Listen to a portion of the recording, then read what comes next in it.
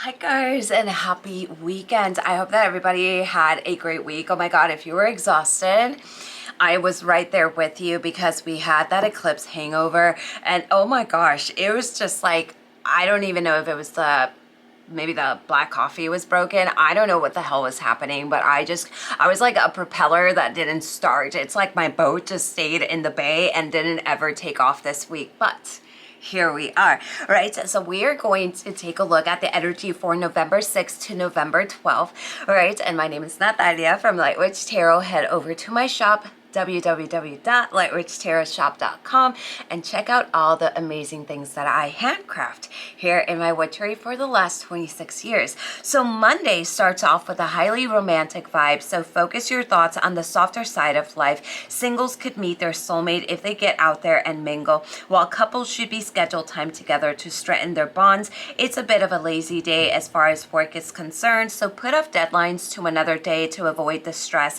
The upbeat vibes continue until Friday. Tuesday is filled with mirth and gregariousness, making it an excellent time to increase your circle of social and work contacts. Wednesday, exuberant vibes create gung-ho, can-do attitude where you can achieve anything you put your mind to. It is an excellent day to brainstorm and plan for the future. Venus, the planet of love and creativity, moves into Libra, one of its rulers, midweek, opening the heart even farther to armor. Thursday is a loving, sweet date night, but starting Friday, the rest of the week's energies get rather tense, so gather your rosebuds while you can. People may have different visions of how to complete a task or a project on Friday, leading to petty standoffs at work, and everyone jockeys for control. The weekend's energies are a bit intense on Saturday, which is filled with a rash, reckless energy. Avoid hooking up with someone on a whim. You may later regret it, okay? No, Sunday is a good time to catch up on sleep and rest, and exhaustion may quickly set in. So as you can see, we have a kind of like a roller coaster week. When do we not? Right? So advice to get us through the week. The week's dreamy romantic energies could lead you to jump into things too quickly with a new suitor on Saturday. Hit the brakes and take things slow, and not just romantically, with anything. If you're feeling excited next week, please avoid committing to anything work-wise, plan-wise, because you will regret it when the energy shifts in the weekend, right? So top astrological for next week is Saturday, Mars and Scorpio opposite Uranus and Taurus. This skittish energy is accident prone, so pay extra close attention when on the road traveling, or if you're like me, when you're just walking, because accident prone people like me, we just run into walls all the time, and I still hit that wall and I'm just like, what the hell? And then, it's like, okay, that wall has been there, but it's bugging me, okay? So let's take a look at tarot and what energy it's showing for us next week. So let's go ahead and lower that camera. It's almost like we're doing a one-on-one reading. And if you guys are ready for that reading, make sure you schedule it, because now I'm scheduling for July 2024. And I have a lot of people that will wait till it gets closer, and then they're like, okay, I'm gonna buy my reading. And then I'm like, well, now I'm scheduling and it's 7 months later. And they're like, but you said July. And it's like, yeah, if you bought it,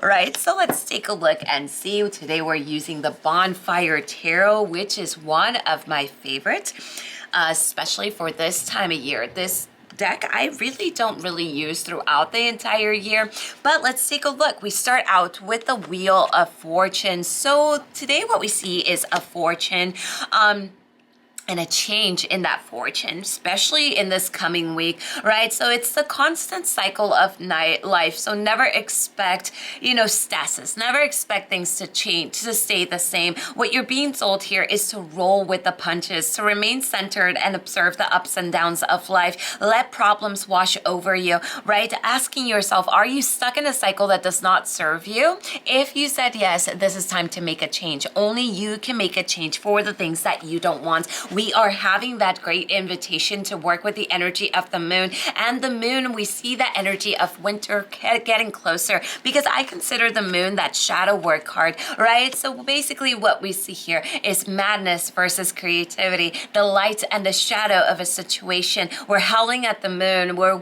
waking up in the middle of the night, right? So what we want to do here is really diminishing tension or stress that comes from overthinking by really letting yourself being guided by intuition next week. Evolve and improve yourself through the hard work that you're doing, and commit to your higher self, and help will arrive in shovels, right? So basically what this is all about, getting rid of the illusions of the mind, right? So if you look at a forest at nighttime with the shadows of the moon, it could look really creepy, but the same forest in the morning with the sun looks like a whole different place, right? So the moon creates illusions over the landscape that looks like scary monsters, but they're really not. They're just trees, right? So make sure that you're working through any illusions that the ego may be creating, right? You want to make sure that next week you're not overthinking, because you may be feeling secure about something, but as soon as you start overthinking, here comes that self-doubt. When you see the energy of the Four of Cups,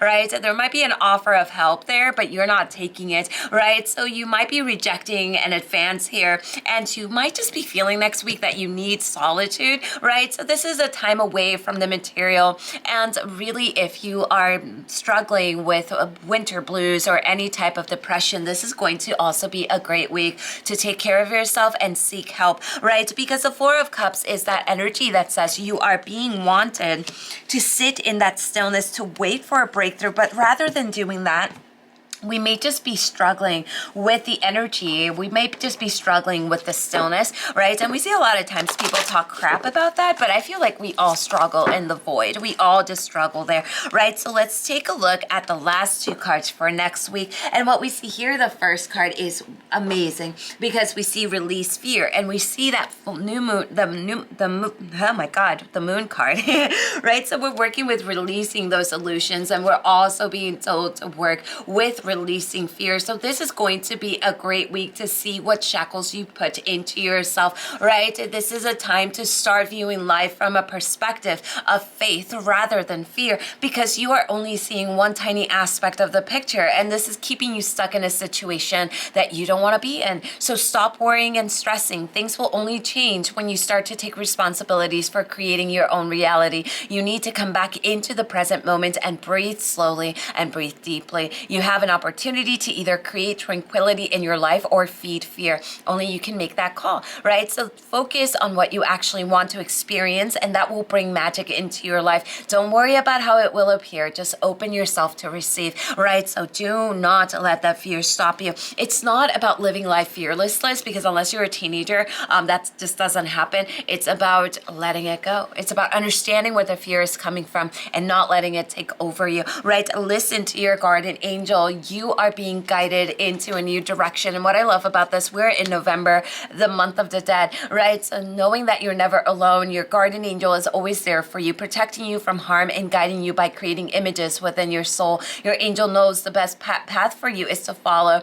To follow is trying to guide you into a new direction. Now, the path might be different to what you're used to, but if you're willing to trust, you will be gifted access to a diverse world of possibilities, which will lead you toward the most beneficial experience for you and others, right? So this is a time to allow the change to take place, especially if you're struggling, especially if you're going through some type of transition. Trust me, I get it. We're all tired, but allow the newness to come. Stop worrying so much about the outcome and really start worrying about just the journey and allow yourself to enjoy it. So the energies for next week definitely called for grounding energy. So I would say amethyst, petrified wood, the energy of clear quartz. And if you're looking for a little internal fire, why not add some carnelian to that? And of course, anything red lips, red clothing, because that is going to connect you deeper to your self-confidence and your root chakra.